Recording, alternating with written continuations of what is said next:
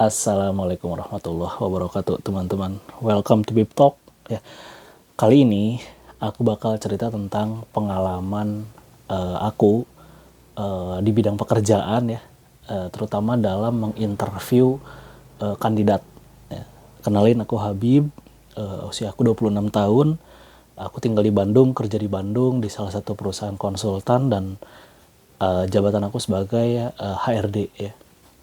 Tugas sehari-hari aku tentu nggak lepas dari menginterview seseorang gitu ya, dan mungkin bisa dikalkulasikan udah mencapai ratusan ribuan orang yang terproses karena ya kurang lebih udah 2 tahun bekerja ini. Nah, dari sekian banyaknya yang aku proses, dari sekian banyaknya orang yang aku proses di Indonesia ini kan krisis memang ya, mengenai ketenaga kerjaan, mengenai kualitas SDM dan sebagainya, itu cukup menjadi isu yang berulang gitu. Dari point of view pemerintah dan juga point of view masyarakat, oh lapangan kerja kurang katanya. Tapi dari point of view perusahaan, oh ini kualitas orangnya yang belum cocok gitu. Nah ini kan agak terlalu panjang sebetulnya kalau misalnya kita membahas terlalu seperti itu. Nah ini aku mau cerita tentang pengalaman aku sekitar 1 tahun lalu ya, atau 1,5 tahun yang lalu kurang lebih, waktu menginterview seseorang yang aku underestimate. Jadi dari CV, jadi kan proses rekrutmen itu berbeda-beda dari setiap perusahaan ya. Ada, kalau di aku itu ini masih umum juga sebenarnya. Job posting ya, memposting pekerjaan, lowongan pekerjaan, lalu men-screening kandidat gitu ya, memproses administrasi, melakukan tes, yang lolos tes diwawancara, HR, user, lalu offering. Nah, pada saat pada saat screening ini aku melihat CV-nya sebetulnya biasa biasa aja. Lalu pengalamannya juga biasa aja, di mana posisi yang dibutuhkan itu cukup perlu keahlian khusus sebetulnya. Meskipun sebetulnya orang yang punya pengalaman 1 sampai 2 tahun itu cukup, tapi tidak semua orang yang berpengalaman 1 sampai 2 tahun itu memiliki kemampuan tersebut, karena ada yang 1-2 tahunnya itu maksimal, ada yang 1-2 tahunnya itu ya flat-flat aja, tidak ada perkembangan yang signifikan dari dirinya. Nah singkat cerita, akhirnya memang yang bersangkutan ya, ada cerita di belakang, akhirnya dia dilanjutkan ke tahapan interview, di mana di tahapan interview itu uh, banyak sekali, bahkan sampai 80-90% itu faktor-faktor yang memberatkan kita selaku interviewer atau yang menginterview itu berat untuk menerima dia. Entah dari sisi aku selaku HR, entah dari user selaku yang nantinya akan banyak berinteraksi dengan dia gitu. Dari user pun sebetulnya sangat berat gitu ya, karena contoh aku waktu itu memberikan pertanyaan, coba sebutkan pengalaman yang kamu miliki sebelumnya, atau kalau misalnya tidak ada pengalaman kerja sebelumnya, silakan jelaskan pengalaman kamu atau apa yang kamu lakukan saat berkuliah yang mendukung kamu bisa bekerja di bidang dan posisi yang kamu lamar saat ini. Kalau misalnya seseorang itu berani menjawab dulu meskipun salah, sebetulnya itu sudah menjadi poin yang pada akhirnya kita bisa melihat at least karakternya, cara dia berkomunikasi gitu ya, jujur atau tidaknya, kompeten atau tidaknya, dan sebagainya. Tapi yang terjadi adalah 0 kata. Dia tidak menjawab sedikit pun apa yang menjadi pertanyaan kami dari user dan HR gitu ya.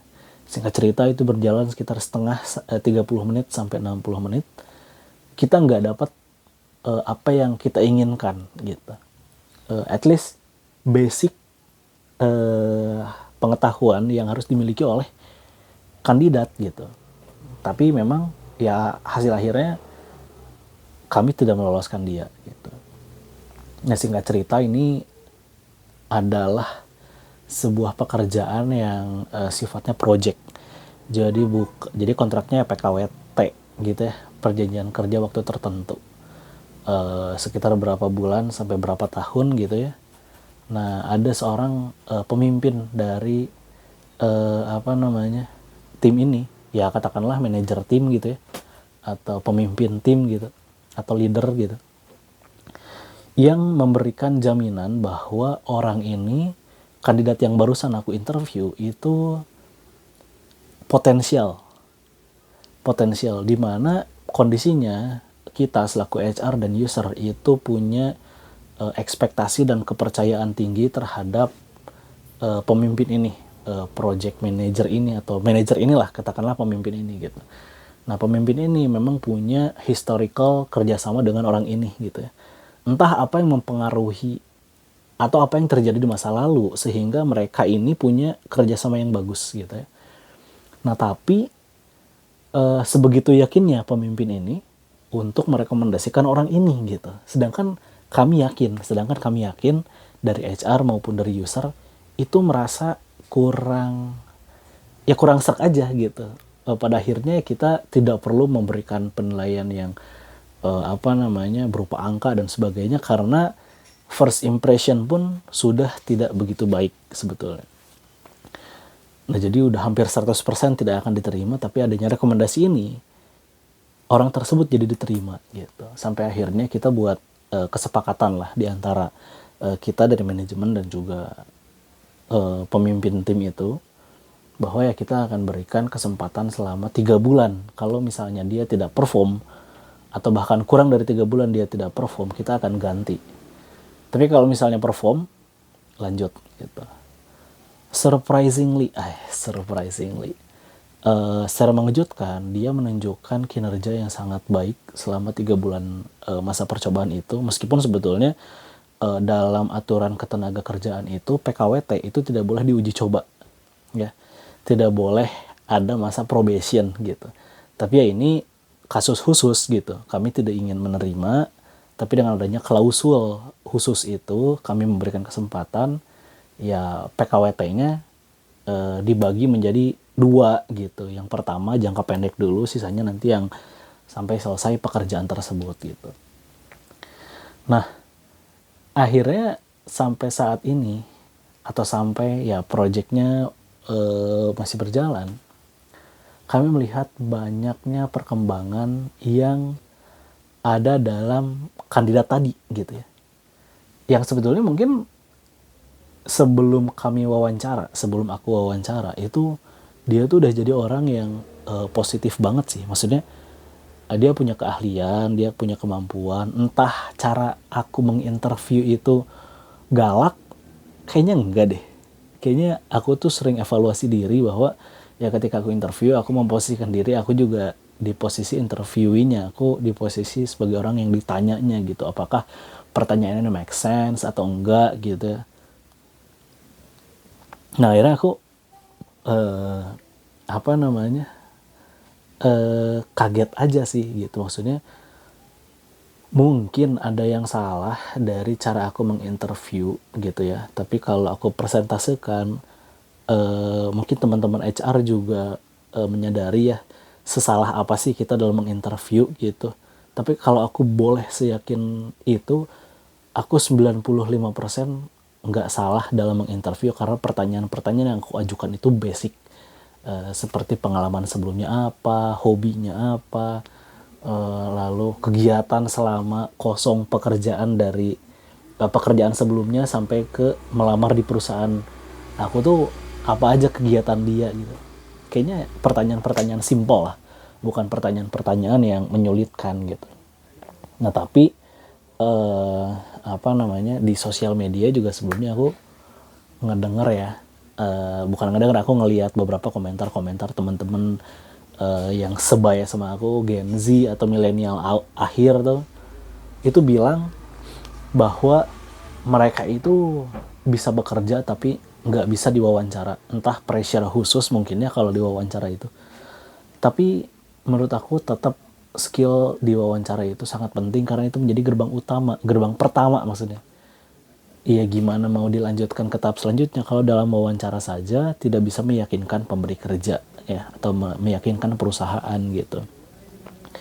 Nah tapi hikmah yang aku dapat dari pengalaman aku waktu nge-interview itu, aku nggak bisa meng-underestimate seseorang hanya dalam satu faktor, meskipun faktornya terlalu berat untuk kita terus berpositif thinking gitu ya.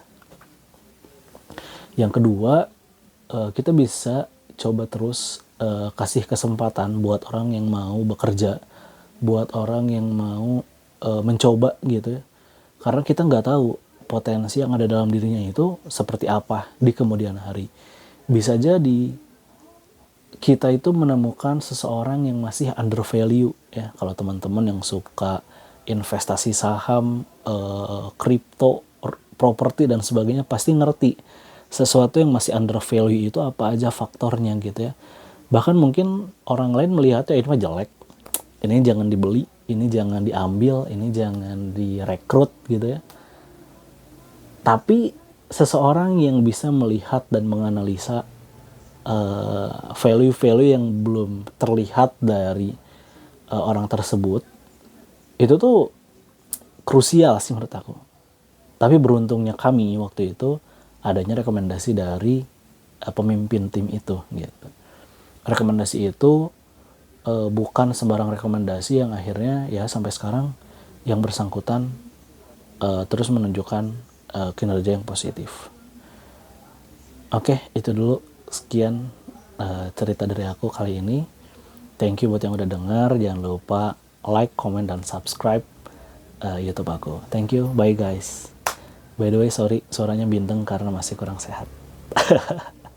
Assalamualaikum.